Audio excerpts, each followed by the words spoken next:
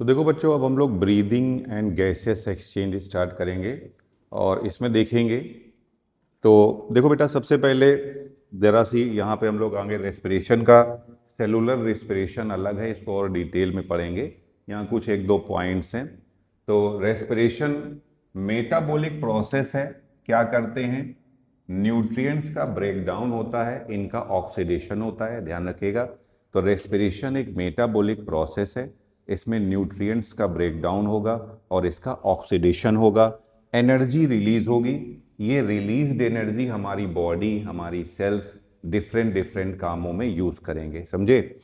कितने तरीके का होता है, कितने तरीके का होता है? तो एक तो एरोबिक रेस्पिरेशन, दूसरा anaerobic respiration. Aerobic respiration oxygen की प्रेजेंस में होगा, इसमें दो पार्ट होंगे, एक तो ग्लाइकोलिसिस और दूसरा क्रेब्स साइकिल। ग्लाइकोलिसिस साइटो, सुनिए ध्यान से, ग्लाइकोलिसिस साइटोप्लाज्म में होती है। ये आगे हम लोग लिखेंगे, इसलिए यहाँ नहीं लिखा, मैंने मेंशन नहीं किया है। और ग्लाइकोलिसिस में हमको नेट 2 एटीपी मिलते हैं। अब चाहे ग्लाइकोलिसिस इधर हो रही हो या उधर हो रही हो, सुनो, इधर देखो, मत लिखो, इधर देखो बेटा। ग्लाइकोलिसिस साइटोप्लाज्म में होती है। ग्लाइकोलिसिस में एटीपी के फॉर्म में एटीपी हमें 2 मिलते हैं, बट अब आगे डिफरेंस आ जाता है। एरोबिक रेस्पिरेशन की ग्लाइकोलिसिस हो रही है या एनोरोबिक रेस्पिरेशन की ग्लाइकोलिसिस हो रही है, ये आगे मैं सेलुलर रेस्पिरेशन में भी बताऊंगा। ये टर्म आ गया तो हल्का सा बता रहा हूं मैं आपको। उसमें अंतर है कि एटीपी तो 2 ही बनते हैं, चाहे एरोबिक हो या एनएरोबिक हो। मगर जो एरोबिक रेस्पिरेशन की ग्लाइकोलिसिस होती है ना, उसमें NADPH2 बनते हैं। कितने NADPH2 बनते हैं? 2। और ये NADPH2 आगे चल करके कितने एटीपी बनाएगा? एक एटीपी बेटा, एक NADPH2 से, एक NADPH2 से कितना बनेगा आपका? 3 एटीपी बनते हैं। तो 2 से कितने बनेंगे? 6 एटीपी बनेंगे। तो 6 एटीपी ये और 2 एटीपी वैसे। तो जो एरोबिक रेस्पिरेशन की ग्लाइकोलिसिस होती है ना, वहां आपको 8 एटीपी मिलते हैं। मगर एनएरोबिक रेस्पिरेशन में ये जो NADP बचते हैं ना, ये जो NADH2 बन रहे हैं, ये वापस यूज हो जाते हैं, ये मिल नहीं पाते हैं, समझ रहे हो ना? ये उसको बेकार कर देता है। समझ में आई? तो यहां पर इसको टोटल एटीपी मिलेगा 2। अब एनएरोबिक रेस्पिरेशन, तो एनएरोबिक रेस्पिरेशन बेटा हम लोगों की जो आरबीसी है, आरबीसी में भी एनएरोबिक रेस्पिरेशन होता है। क्यों बेटा? आरबीसी ने ना बहुत त्याग कर दिया है हम लोगों के फायदे के लिए। क्या क्या त्याग कर दिया है भैया? आरबीसी जब पहले इमेच्योर होती है तब उसमें न्यूक्लियस पाया जाता है, जब मेच्योर हो जाती है तब न्यूक्लियस गायब हो जाता है। इस कंडीशन को इन्यूक्लिएटेड कंडीशन बोलते हैं। तो जो आरबीसी है हमारी, ये इन्यूक्लिएटेड होती है, मगर इसमें एक्सेप्शन है। कैमल एंड लामा लिख लीजिएगा अगर नहीं मालूम है। कैमल और लामा की जो आरबीसी है वो न्यूक्लिएटेड होती है, उसमें न्यूक्लियस पाया जाता है, समझे? तो आरबीसी इन्यूक्लिएटेड होती है। और प्लस बेटा इसने ज़्यादातर अपने ऑर्गेनल गायब कर दिए, बेकार कर दिए। क्यों? क्योंकि इसको ज़्यादा से ज़्यादा रेस्पिरेटरी पिगमेंट रखना था, हीमोग्लोबिन रखना था, ज़्यादा से ज़्यादा ऑक्सीजन को कैरी करना था। तो इसने गायब कर दिया। क्या गायब कर दिया? एंडोप्लाज्मिक रेटिकुलम गायब हो गई, माइटोकॉन्ड्रिया गायब हो गया, गोल्जी बॉडी गायब हो गया, समझे? तो यहाँ माइटोकॉन्ड्रिया ही नहीं होता है। अब जब माइटोकॉन्ड्रिया है ही नहीं तो भैया मजबूरी है, कौन सा रेस्पिरेशन होगा? एनएरोबिक रेस्पिरेशन होगा। तो आरबीसी, आरबीसी में एनएरोबिक रेस्पिरेशन होता है। और जो हमारी स्केलेटल मसल्स होती हैं, मसल्स हैं, जब आप बहुत ज़्यादा काम करते हैं, जो कि आप करते नहीं हैं, जब आप बहुत ज़्यादा काम करते हैं, कोई ज़्यादा वर्कआउट करें, बहुत ज़्यादा मेहनत करें, तो आपके शरीर में दर्द होने लगेगा, थकावट महसूस होती है। थकावट, हाँ, एक वर्कआउट, एक चीज़ है जो आपकी हमेशा मसल्स बहुत ज़्यादा सही में वर्क करती हैं, वो आपकी बैक की मसल्स और गर्दन की मसल्स शरीर में, क्योंकि आप बैठे तो रहते हैं, यही काम करते हैं, तो गर्दन की मसल्स और बैक की मसल्स पे जोर पड़ता है। इसलिए हल्की फुल्की उसके लिए ज़रूर एक्सरसाइज कर लिया करिए, तो आपकी बैक। और प्लस जब भी आप बैठते हो ना, तो आप कोशिश करो सीधे बैठो। देखो बेटा मैंने आपको बताया, सुनो सुनो, इधर देखो क्या है, समस्या क्या है, इधर देखिए, 1 मिनट के लिए देखिए। ये है रीढ़ की हड्डी, ये आपकी रीढ़ की हड्डी है, सोचिए। सोचिए, ये बात सही है। इनके बीच में क्या है? Nucleus pulposus. ये देखिए पैड है इनको बचाने के लिए, ध्यान से देखिएगा, ये पैड है। सोचो ये इतने आदमी एक के ऊपर एक चढ़े हुए हैं, सबसे ज्यादा दबा हुआ कौन होगा बताइए? ये नीचे वाली हड्डी, लंबर वर्टिब्री। तो जब आप टेढ़े मेढ़े, एक तो आप सीधे जब बैठते हो, आप सीधे कैसे बैठते हो मालूम है? मसल्स का यूज करने लगते हो, मालूम है? और जब ढीला छोड़ देते हो तो मसल्स का कम यूज करते हो और ज्यादा वजन इस हड्डी पे आएगा। ये जो लास्ट वाली आपकी वर्टिब्रीज हैं, इनके ऊपर बहुत प्रेशर। अब सोचो, आप ही सोचो, एक अच्छा आप आईफोन लाओ, आईफोन सबसे अच्छा आईफोन, सबसे बढ़िया, सब लोग बढ़िया बनाते हैं ना वीडियो, कितना अच्छा फोन है। कंपनी कितनी गारंटी देती बताइए? 1 साल की, 1 साल की गारंटी देती है। और आपके शरीर देखिए कितने साल से यूज कर रहे हो बताइए, और आगे कितना यूज करना चाहते हो। तो ऐसा नहीं कि चीज में कोई खराबी है, सामान में खराबी नहीं है, बट आपको कितना ड्यूरेशन यूज करना है उस हिसाब से आप बैठिए। तो इसलिए ना आपको एकदम सीधे बैठना चाहिए हमेशा। कोशिश करिए, भूलिए मत, आलस मत करिए। कभी कभी सो भी जाते हैं, हल्का फुल्का नींद मार लेते हैं सर हम लोग धीरे से अंदर से, हैं? तो भैया बैठे बैठे न सोना कोई भी और सब ठीक है। तो यही कह रहे हैं, इसमें इस पे सबसे ज्यादा जोर पड़ता है। खैर, मगर हम लोग बात कर रहे थे मसल्स की। तो जो आपकी स्केलेटल मसल्स होती हैं, ये जब थक जाएंगी, जब आप बहुत ज़्यादा यूज़ करोगे थक जाएंगी। इनका बेटा मसल का कोई बता सकता है? मसल का रेस्पिरेटरी पिगमेंट क्या होता है? मायोग्लोबिन। मायोग्लोबिन खत्म हो जाएगा, तब इनमें भी कैसा रेस्पिरेशन होने लगेगा? एनारोबिक, और लैक्टिक एसिड बनेगा, समझे? जिसके कारण आपको थकावट महसूस होगी। और कहाँ होता है एनारोबिक रेस्पिरेशन? तो फर्मेंटेशन होता है, फर्मेंटेशन हो जाएगा, ठीक है। अब इधर आ जाइए, एक्चुअल में एनारोबिक रेस्पिरेशन या एरोबिक रेस्पिरेशन बताया, दोनों होते हैं, ग्लाइकोलिसिस और क्रेब साइकिल दोनों होगा।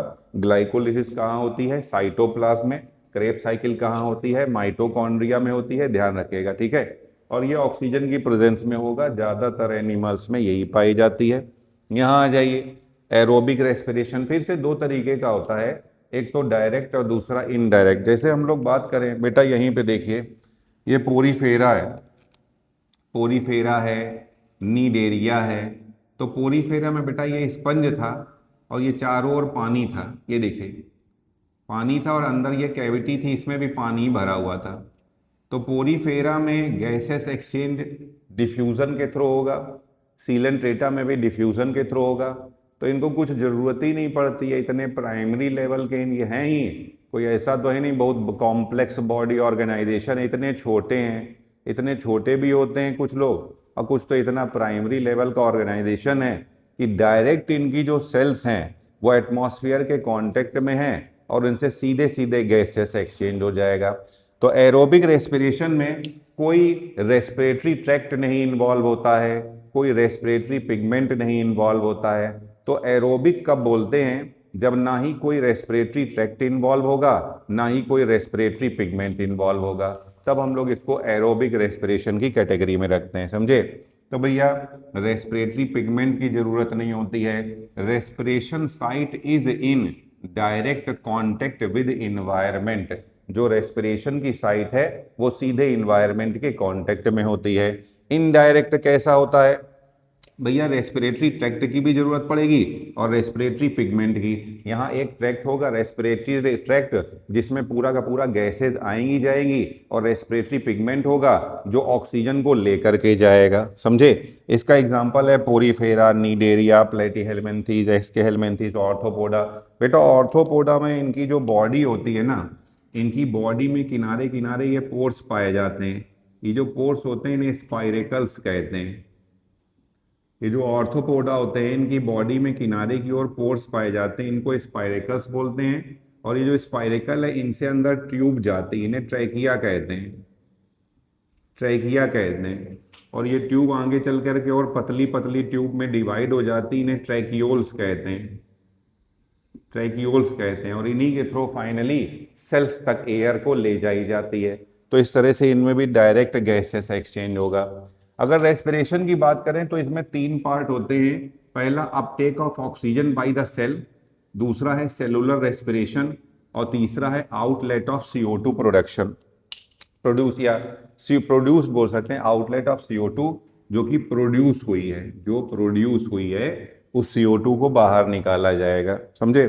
तो देखिए यहाँ पे फिर से मैं एक बार बता रहा हूँ, रेस्पिरेशन क्या होता है बेटा, ये एक मेटाबॉलिक प्रोसेस होता है जिसमें न्यूट्रिएंट को ऑक्सीडाइज करेंगे और न्यूट्रिएंट के ऑक्सीडेशन से एनर्जी ऑब्टेन करेंगे। अब रेस्पिरेशन 2 तरीके का होता है। बोलो बच्चों कितने तरीके का है? 2 तरीके का। नंबर 1 बोलो कैसा होता है? Aerobic respiration. और नंबर 2 कैसा होता है? Anaerobic respiration. Aerobic respiration oxygen की प्रेजेंस में होगा, इसमें दोनों पार्ट आएंगे, ग्लाइकोलिसिस भी आएगा और क्रेब्स साइकिल भी आएगा। यहाँ पे रिलेटिवली एटीपी का नंबर ज्यादा होगा। एनएरोबिक रेस्पिरेशन यहाँ पे ग्लाइकोलिसिस तो होगा मगर इसमें क्रेब्स साइकिल नहीं होगी। दूसरा एक और डिफरेंस होता है, एरोबिक रेस्पिरेशन की ग्लाइकोलिसिस में ओवरऑल हमको NADH2 भी बनता है, 2 NADH2 बनते हैं, वहां से 6 ATP मिलते हैं, और डायरेक्ट जो ATP होता है ये भी 2, तो टोटल 8 मिलते हैं। मगर एनारोबिक रेस्पिरेशन की ग्लाइकोलिसिस में केवल आपको 2 ही ATP मिलेंगे। समझे? कहाँ होगा? तो बेटा एक तो आप वैसे तो RBC है, RBC बताया था बेटा ई न्यूक्लिएटेड होती है, गोल्जी बॉडी गायब है, एंडोप्लाज्मिक रेटिकुलम गायब है, माइटोकॉन्ड्रिया गायब है। क्योंकि माइटोकॉन्ड्रिया नहीं है इसलिए इसमें कैसा रेस्पिरेशन होगा? एनारोबिक रेस्पिरेशन होगा। और जो स्केलेटल मसल्स है हमारी, ये भी बहुत ज्यादा देर तक काम करोगे तो फिर ये क्या हो जाएगा? इनमें भी थकावट आने लगती है, लैक्टिक एसिड बनने लगता है, एनारोबिक रेस्पिरेशन होने लगता है। तो एक क्वेश्चन पूछ लिया जाएगा कि मसल्स में थकावट किसके कारण आती है? तो लैक्टिक एसिड बनने के कारण ही थकावट आती है। दूसरा आ जाएगा इसमें फर्मेंटेशन। फिर बताया एरोबिक रेस्पिरेशन को 2 कैटेगरी में रखा गया है, एक तो डायरेक्ट और दूसरा इनडायरेक्ट। जब सीधे वो एरिया जहां पे रेस्पिरेशन होना है, जहां गैस को जाना है, वो सीधे एयर के कांटेक्ट में या गैस के कांटेक्ट में आ जाएगा। और दूसरा तो यहाँ पे ना ही रेस्पिरेटरी ट्रैक्ट की जरूरत पड़ेगी ना ही रेस्पिरेटरी पिगमेंट की जरूरत पड़ेगी। जैसे ये है आपके सारे पोरीफेरा और ये यहाँ आर्थ्रोपोडा। आर्थ्रोपोडा हम बताएं इनकी बॉडी में छोटे छोटे पोर्स होते हैं साइड में, लेटरल साइड में, इनको स्पाइरेकल्स कहते हैं। यहाँ पर ये जो ट्यूब है ये ट्रैकिया है और आगे चल करके पतली पतली ट्यूब में डिवाइड हो जाएगी, इनको हम लोग ट्रैकियोल्स कहते हैं। अब यहाँ आ जाइए इनडायरेक्ट में। इनडायरेक्ट में भैया रेस्पिरेटरी ट्रैक्ट भी चाहिए होता है, रेस्पिरेटरी पिगमेंट भी चाहिए होगा। अगर हम लोग रेस्पिरेशन की बात करें तो 3 बातें आ जाती हैं, एक तो uptake of O2 by the cell, फिर सेलुलर रेस्पिरेशन, फिर आउटलेट ऑफ CO2 प्रोड्यूस। ठीक है, चलिए नोट करिए इसको।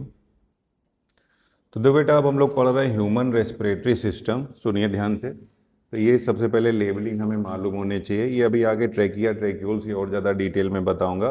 तो सबसे पहले तो ये नोज़ है, यहाँ पर फेरिंग्स है, ये देखिए ये लैरिंग्स है, ये ट्रैकिया है, ये प्राइमरी ब्रोंकाई है, सेकेंडरी ब्रोंकाई है, ब्रोंकियोल्स है, अल्वोलाई है, देन लंग्स, और नीचे की ओर ये जो पाया जा रहा है ये क्या है? डायाफ्राम है। बेटा जो ह्यूमन रेस्पिरेटरी सिस्टम है तो होता है, इसे 2 पार्ट में डिवाइड किया गया है, एक तो अपर रेस्पिरेटरी ट्रैक्ट और दूसरा है lower respiratory tract. Upper respiratory tract में क्या क्या आता है? तो नोज, फेरिंग्स, एसोसिएटेड स्ट्रक्चर। तो अपर रेस्पिरेटरी ट्रैक्ट में आ जाएगा nose, pharynx and associated structure.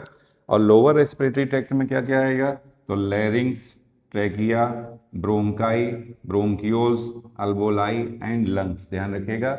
तो बोल रहे हैं ह्यूमन रेस्पिरेटरी सिस्टम को 2 पार्ट में डिवाइड किया गया है, number 1 upper respiratory tract, number 2 lower respiratory tract. Upper respiratory tract में क्या क्या आता है? Nose, pharynx, associated structure. Lower में क्या क्या आ जाएगा? ये सब लैरिंग्स के नीचे पूरा आ जाता है। लैरिंग्स, ये देखिए larynx, trachea, primary bronchi, secondary bronchi, bronchioles, alveoli, lungs, ये सारे के सारे लोअर रेस्पिरेटरी ट्रैक्ट में आ जाएगा। ठीक है, नोट करिए इसे। तो हम लोग नोज के जो है पार्ट्स देख रहे हैं। तो नोज के 3 पार्ट होते हैं, सभी लोग ध्यान दें। पहला है ये वेस्टिबल,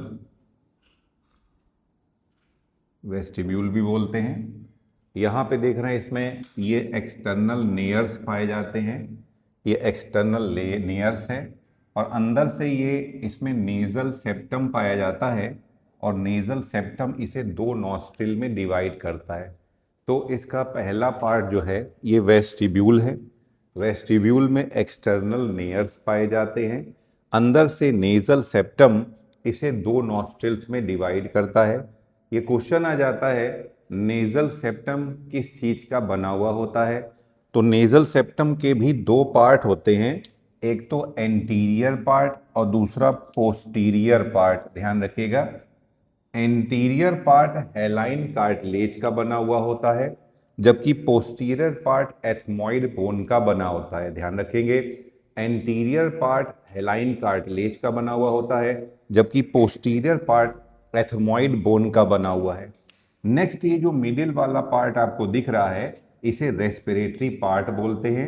दो कैविटीज होती हैं इसमें, ये डिवाइडेड होता है दो कैविटी में, और इसमें एक पेयर नेजल कॉनकेव पाया जाता है या टर्बाइनल्स पाए जाते हैं। क्या होते हैं ये इरेगुलरली प्रोजेक्टेड बोन्स होती हैं। ये नोज के अंदर इरेगुलरली प्रोजेक्टेड बोन है जो कि पाथ को स्पाइरल बना देती हैं।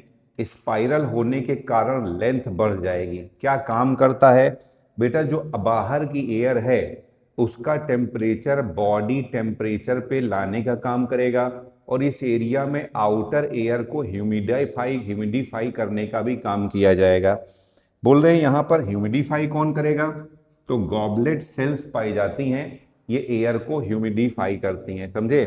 तो सेकेंड पार्ट क्या होता है आपका, रेस्पिरेटरी पार्ट, अंदर से दो कैविटी में डिवाइडेड होता है। यहीं पर नेजल कॉनके या टर्बाइनल बोन पाई जाती है, टर्बाइनल पाए जाते हैं। टर्बाइनल क्या है, इरेगुलरली प्रोजेक्टेड, अंदर की ओर इनवर्ड प्रोजेक्टेड होती हैं, अंदर की ओर इरेगुलरली प्रोजेक्टेड बोन्स होती हैं, जिसके कारण रास्ता क्या होता है, लंबा हो जाता है। लंबा हो जाएगा तो एयर के टेम्परेचर को बॉडी टेम्परेचर पर लाने का काम करेगा। दूसरा, यहाँ पे गॉबलेट सेल्स पाई जाती हैं, गॉबलेट सेल्स एयर को ह्यूमिडिफाई करने का काम करेंगी। लास्ट है ये ऑल्फैक्टरी पार्ट। ऑल्फैक्टरी पार्ट में बेटा ऊपर की ओर ध्यान रखिएगा, ये मान लीजिए ये कोई बोनी प्लेट है और इसमें ये छेद पाए जाते हैं, इस तरह से छेद पाए जाते हैं। तो जहां पे ना छेद होंगे ना उसे सीव्ड नाम बोल देते हैं, छेद छेद छेद पाए जाना, तो यहाँ पे छेद पाए जाते हैं तो सीव्ड बोनी प्लेट पाई जाती है। क्वेश्चन पूछा जाएगा इसका नाम क्या है, तो आंसर हो जाएगा क्रिब्रीफॉर्म प्लेट। तो ऊपर की ओर एक सीव्ड बोनी प्लेट पाई जाती है जिसको हम लोग क्रिब्रीफॉर्म प्लेट कहते हैं। इसके बाद इट हैज बोमेन्स ग्लैंड, इसमें बोमेन ग्लैंड पाई जाती है। वे ध्यान रखिएगा, बोमेन ग्लैंड पाई जाती है जो कि म्यूकस सेक्रीट करती है। म्यूकस क्या करेगा, स्मेल प्रोड्यूसिंग केमिकल्स को लिक्विफाई करेगा। ध्यान रखिएगा, म्यूकस क्या करता है, स्मेल प्रोड्यूसिंग केमिकल्स को लिक्विफाई करता है। कवर्ड बाई, इसके बाद बोल रहे हैं इसमें ऑल्फैक्टरी एपिथेलियम पाई जाती है, ऑल्फैक्टरी रिसेप्टर्स पाए जाते हैं, और ये जो एपिथेलियम, ये जो मेम्ब्रेन होती है इसको बोल देते हैं नीडेरियन मेम्ब्रेन। ध्यान रखिएगा, तो it is covered by olfactory receptors, और जहां पे ऑल्फैक्टरी रिसेप्टर्स पाए जाते हैं इस मेम्ब्रेन को क्या बोलते हैं, नीडेरियन मेम्ब्रेन। ऑल्फैक्शन के लिए, गंध ज्ञान के लिए रिस्पॉन्सिबल होते हैं, स्मेल के नॉलेज के लिए रिस्पॉन्सिबल होते हैं। ध्यान रखिएगा। बोल रहे फिर से, नोज पे आ जाइए। नोज के कितने पार्ट मैंने बताए बेटा आपको, 3 पार्ट बताए हैं। सबसे पहला क्या है, वेस्टिब्यूल, बीच वाला क्या है, रेस्पिरेटरी पार्ट, और तीसरा क्या है, ऑल्फैक्टरी पार्ट। फिर से बोलो कितने पार्ट बताए मैंने आपको, 3। नंबर 1 बोलिए वेस्टिब्यूल, नंबर 2 क्या है, और नंबर 3 बोलिए ऑल्फैक्टरी पार्ट। वेस्टिब्यूल में बाहर की ओर क्या पाया जाता है, एक्सटर्नल नेयर्स पाया जाता है। फिर बोल रहे हैं बेटा अंदर से ये 2 नॉस्ट्रिल में डिवाइडेड होता है बाय द, किसके थ्रू, नेजल सेप्टम।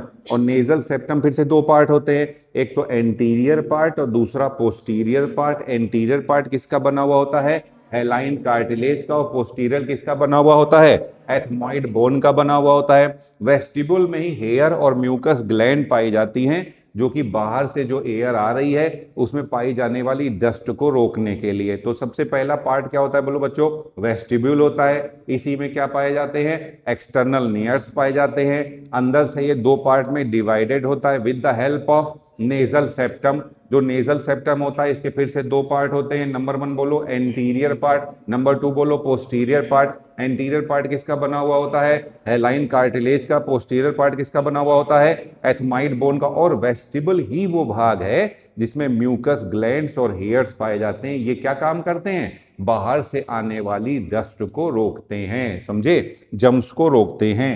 आ जाइए, सेकेंड पार्ट क्या होता है, रेस्पिरेटरी पार्ट। इसमें क्या होता है, दो कैविटीज पाई जाती है और क्या पाया जाता है, नेजल कॉनके पाया जाएगा। नेजल कॉनके को ही क्या बोलते हैं हम लोग, टर्बाइनल बोलते हैं। क्या होती है टर्बाइनल, अंदर की ओर इरेगुलरली प्रोजेक्टेड। ये क्वेश्चन आ जाता है बेटा कि नोज में, नाक के अंदर जो इरेगुलरली प्रोजेक्टेड बोन्स होती है इनको क्या बोलते हैं, टर्बाइनल बोलते हैं या नेजल कॉनके बोलते हैं। क्या काम होता है, क्या काम करती हैं, पाँच को लंबा बना देती हैं जिससे एयर को, बाहर की एयर का टेम्परेचर बॉडी टेम्परेचर के अकॉर्डिंग हो जाएगा। और बेटा यहाँ ह्यूमिडिफाई करने के लिए कौन सी सेल्स पाई जाती हैं, गॉबलेट सेल्स पाई जाती हैं। अब आ जाइए लास्ट पार्ट, ऑल्फैक्टरी। नाम ही है यार ऑल्फैक्टरी, आप ही सोचो। तो ऑल्फैक्शन करेगा तो ऑल्फैक्टरी रिसेप्टर्स पाए जाएंगे, और ऑल्फैक्टरी रिसेप्टर जिस एपिथेलियम, जिस मेम्ब्रेन में पाए जाते हैं इसको क्या बोलते हैं, नीडेरियन मेम्ब्रेन बोलते हैं। और इसकी जो छत होती है, छत पे इस तरह से सीव्ड बोनी प्लेट पाई जाती है, इसको क्या बोलते हैं हम लोग, क्रिब्रीफॉर्म प्लेट। अब बोल रहे हैं जो आपको स्मेल महसूस होती है उसको पहले लिक्विफाई करना पड़ता है, तो लिक्विफाई करने के लिए यहाँ पे ग्लैंड्स पाई जाएंगी। कौन सी ग्लैंड पाई जाएंगी, बोमेन्स ग्लैंड्स पाई जाएंगी, समझे। तो फिर से आ जाओ, जवाब देने की कोशिश करो, याद करने की कोशिश करो। नोज के कितने पार्ट होते हैं, नंबर 1 बोलिए, वेस्टिबुल। वेस्टिबुल में क्या पाया जाएगा, एक्सटर्नल नॉस्ट्रिल्स पाए जाएंगे, नेयर्स पाए जाएंगे, समझे। इसके बाद अंदर से ये दो चैम्बर्स में डिवाइडेड होता है with the help of nasal septum. Nasal septum आगे की ओर से किसका बना होता है, हेलाइन कार्टिलेज का। पीछे की ओर से किसका बना होता है, एथमॉइड बोन का बना होगा। फिर इसी में बताया बेटा, ये जो एक्सटर्नल, ये सबसे पहले जो वेस्टिबुल है, इसी में बाहर से जो धूल आ रही है, जो जम्स आ रहे हैं, उनको रोकने के लिए क्या पाया जाता है, हेयर्स पाए जाते हैं और आपकी म्यूकस ग्लैंड्स पाई जाती हैं। अब बीच में आ जाइए, बीच वाला आ जाइए, इसे क्या बोलते हैं हम लोग, रेस्पिरेटरी पार्ट बोलते हैं। बेटा अंदर से डिवाइडेड होता है दो कैविटी में, प्लस इसके अंदर इरेगुलरली प्रोजेक्टेड बोन्स पाई जाती हैं जो कि इसके पाथ को स्पाइरल बना देती हैं। इन इरेगुलरली प्रोजेक्टेड बोन्स को क्या कहते हैं हम लोग, नेजल कॉनके या टर्बाइनल्स बोलते हैं। क्या काम होता है इसका, ये जो आपका बाहर की एयर है उसको बॉडी टेम्परेचर के अकॉर्डिंग ले आता है। दूसरा, एयर को ह्यूमिडिफाई करने के लिए क्या पाई जाती है, यहाँ पे गॉबलेट सेल्स पाई जाती हैं। लास्ट वाला पार्ट क्या होता है, ऑल्फैक्टरी पार्ट होता है, ठीक है। इसकी जो छत होती है वो स्पेशल सीव्ड बोनी प्लेट की बनी हुई होती है, जिसको क्या बोलते हैं हम लोग, क्रिब्रीफॉर्म प्लेट। ध्यान रखिएगा, ऑल्फैक्टरी पार्ट की जो छत है, रूफ है, वो सीव्ड बोनी प्लेट की बनी होती है, जिसको हम लोग क्या बोलेंगे, क्रिब्रीफॉर्म प्लेट बोलेंगे, ठीक है। दूसरा, जो आप स्मेल महसूस करते हैं उसको पहले लिक्विफाई करना पड़ता है, उसके केमिकल को लिक्विफाई किया जाता है, जिसके लिए यहाँ पर ग्लैंड्स पाई जाती हैं, और ये ग्लैंड्स को क्या कहते हैं हम लोग, बोमेन्स ग्लैंड कहते हैं, ठीक है।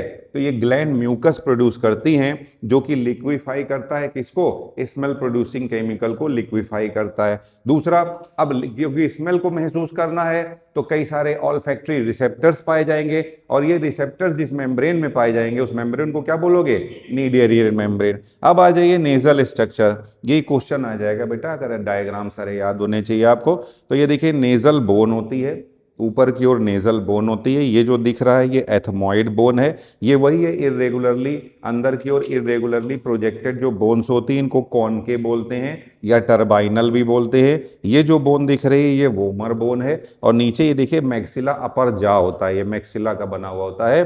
तो बोल रहे हैं यहाँ पे क्या क्या पाया जाता है, सबसे ऊपर ये देखिए, ये नेजल बोन है, ये एथमॉइड है, ये कॉनके है, ये वोमर है, और ये मैक्सिला है। एक क्वेश्चन आ जाता है बेटा, जो नोज की एपिथेलियम होती कैसी होती है, पीएससीजीई शॉर्ट याद रखिएगा, pseudo stratified ciliated glandular epithelium आया हुआ क्वेश्चन है, कैसी एपिथेलियम होती है, तो आंसर है PSCGE, pseudo stratified ciliated glandular epithelium, ठीक है, नोट करिए इसको। तो देखो बच्चों, यहां देखिए बेटा, फेरिंग्स क्या होता है, कॉमन पैसेज है किसके लिए, एयर और फूड की एंट्री के लिए। ध्यान रखिएगा, फेरिंग्स क्या है, एक कॉमन पैसेज है एयर और फूड की एंट्री के लिए, ठीक है। 3 पार्ट होते हैं, याद रखिए, ओरो नेजो लैरिंगो, 3 पार्ट हैं, ओरोनेजोलेरिंगो, ओरोफेरिंग्स, नेजोफेरिंग्स, लेरिंगोफेरिंग्स। ध्यान रखिए ऊपर की ओर, देखिए समझिए, सबसे पहले बोल रहे हैं ऊपर की ओर आपका क्या पड़ रहा है, तो ऊपर बोल रहे हैं ओरोफेरिंग्स, फिर उसके नीचे आ जाइए तो नेजल एरिया आ जाता है, नाक से भी हवा आ रही है, समझे। तो ओरो नेजो, नेजो के बाद फिर लेरिंगो, उसके नीचे लेरिंग्स आ जाता है, ऐसे याद रखे। पहले नेजल पार्ट आ रहा था, फिर लेरिंग्स आ रहा था। तो ओरो माउथ की पार्ट, ओरल पार्ट है, फिर उसके बाद नाक वाला पार्ट आ रहा होगा जहाँ नाक की ओपनिंग हो रही है, समझिए समझे। और उसके बाद नीचे लेरिंग्स वाला पार्ट आ रहा है, तो ऐसे नाम समझे, ओरो नेजो लेरिंगो, समझे। तो तीन पार्ट होते हैं, ओरोफेरिंग्स, नेजोफेरिंग्स, लेरिंगोफेरिंग्स। अब आ जाइए लेरिंग्स। जो लेरिंग्स होते हैं इन्हीं को हम लोग वॉइस बॉक्स भी बोलते हैं और इन्हें सीरिंग्स भी बोलते हैं। सीरिंग्स किस में बोलते हैं, बर्ड्स में बोलते हैं, ध्यान रखिएगा।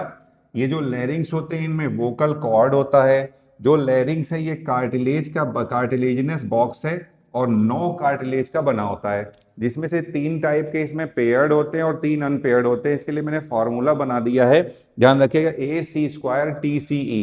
ये सब फॉर्मूले ना जब आपको ऑप्शन दिखेगा ना तो वहां पे याद आ जाएगा।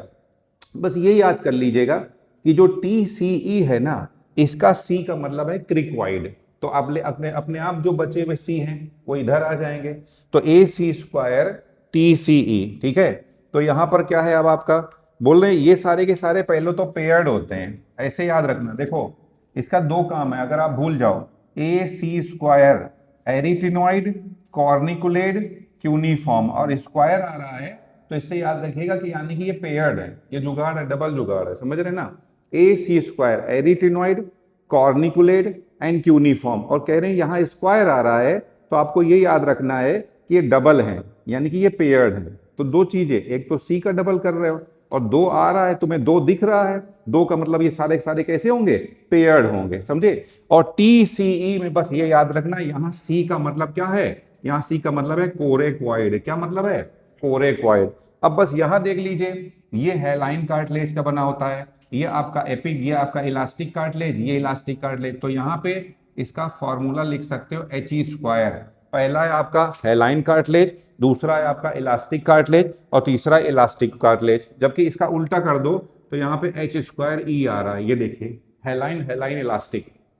एक बार आप सीक्वेंस से याद करिए, तो पहला का AC², फिर दूसरे का क्या है TCE, और पहले में क्या बताया था He² और दूसरे में उल्टा कर देना, H² कर दीजिए, याद ही नहीं करना पड़ेगा आपको, बस फॉर्मूला याद रखिए।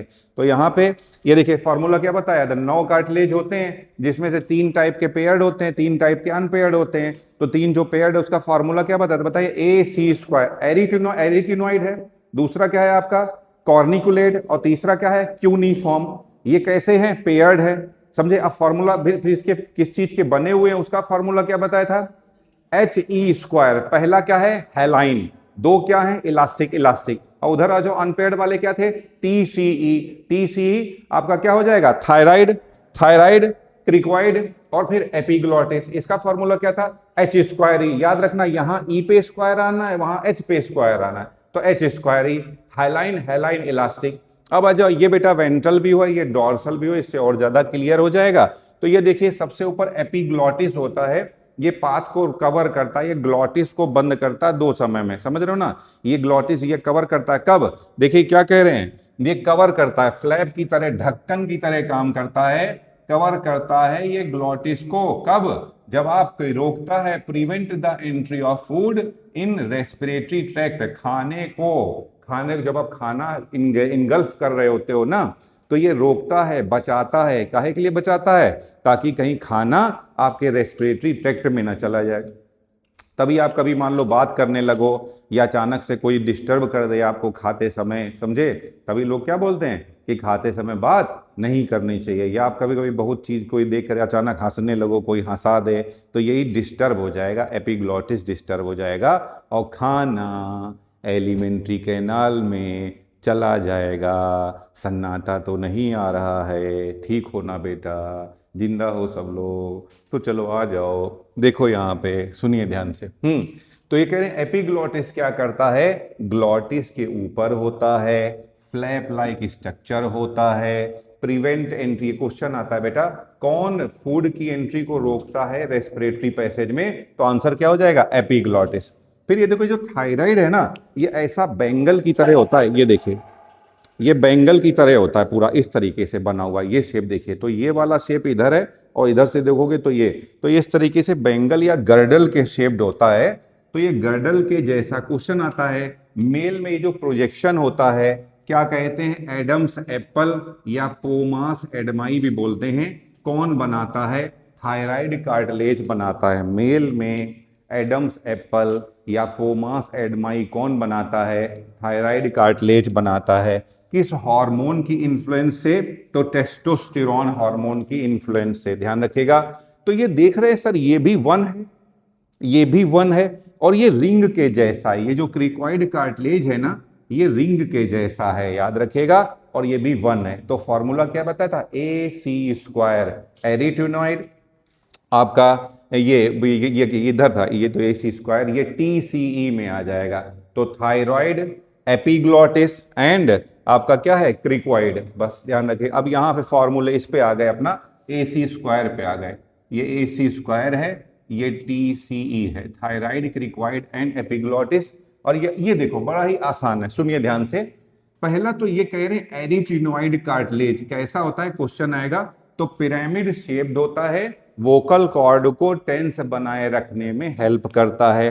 फिर ये मक्के के दाने के जैसा होता है, जो रेड वाला बना है ना, कॉर्न से बना हुआ है, ये जो टर्म है ना कॉर्न से बना हुआ है, तो कहता कॉर्न के जैसा कार्टिलेज, तो इसका नाम क्या हो जाएगा, कॉर्निकुलेट कार्टिलेज। और तीसरा वाला इतना पतला है ना, इतना कम है कि कहते हैं क्यों नहीं बन पाए, तभी तो इसका नाम क्या है, क्यों नहीं फॉर्म कार्टिलेज, समझे, तभी तो इसका नाम होता है क्यों नहीं फॉर्म कार्टिलेज, ये है। अब समझ में आया। तो ये क्यों नहीं वाला ये भी पेयर्ड है, मक्के के दाने वाला ये भी पेयर्ड है, पिरामिड शेप्ड ये भी पेयर्ड है। यहां देख रहे हैं ना, सारे सारे कैसे हैं, 2-2, जबकि ये देखो ये एपिग्लॉटिस है, ये देखिए गर्डल शेप्ड अब आपको दिखाई दे रहा है, तो यहाँ पे ये रिंग लाइक ये भी चारों ओर दिखाई दे रहा है। तो आ जाइए AC² पे।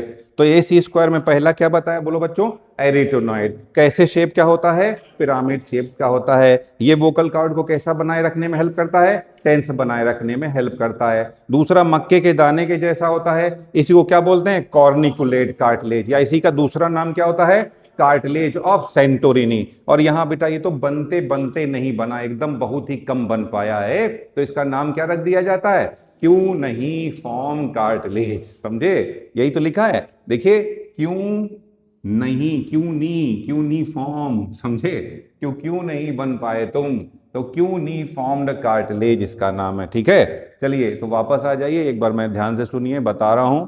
तो पहले तो बताओ बेटा, जो फेरिंग्स है, फॉर फेरिंग्स क्या होता है आपका, कॉमन पैसेज होता है, समझ रहे हो, फॉर एयर और फूड की एंट्री के लिए। सबसे ऊपर माउथ की ओर तो नाम क्या हो जाएगा, ओरो, नाक की ओर तो क्या हो जाएगा, नेजो, नीचे लैरिंग्स की ओर तो नाम क्या हो जाएगा, लैरिंगो फेरिंग्स। चलो सर खत्म हो गया।